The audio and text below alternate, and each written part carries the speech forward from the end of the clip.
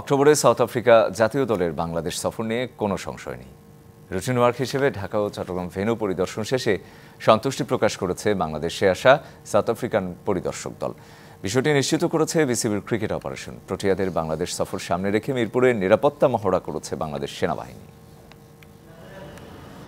Home of ক্রিকেটে অস্ত্র হাতে সেনাবাহিনীর সদস্যদের অ্যাকশন মোড। মূল গ্রাউন্ডে দিকবিদিক ছুটছেন সেনা সদস্যরা। ফায়ার সার্ভিসের সদস্যদের সতর্ক অবস্থান। কিছুক্ষণ পরই উড়ে এলো হেলিকপ্টার। কয়েকবার প্রদক্ষিণ শেষে মাঠে অবতরণ, আবার উড়ে গেল স্টেডিয়াম ছেড়ে। এভাবেই মিরপুর স্টেডিয়ামে নিরাপত্তা মহড়া সারল বাংলাদেশ সেনাবাহিনী, সাথে ফায়ার সার্ভিসের সদস্যরা। সামনের মাসেই বাংলাদেশে সফরে আসার কথা রয়েছে সাউথ আফ্রিকা দলের। এজন্যই মিরপুর স্টেডিয়ামে অনুষ্ঠিত হলো এই নিরাপত্তা মহড়া। ওয়ালটন টেলিভিশন মাত্র 25,490 টাকায় পাচ্ছেন গুগল টিভি।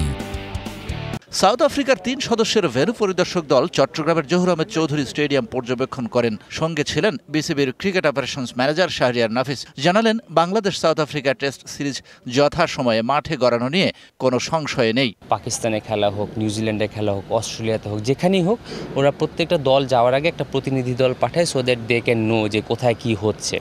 তো এটার উপর ডেফিনেটলি ওরা ইন্টারনালি ওদের বোর্ডকে রিপোর্ট দিবে, বাট খেলা না হওয়া নিয়ে আমাদের মধ্যে কোনো সংশয় নেই, আলহামদুলিল্লাহ।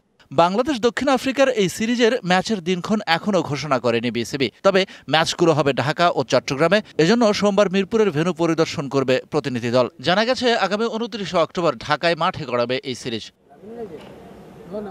Shahan Papon, DBC news desk.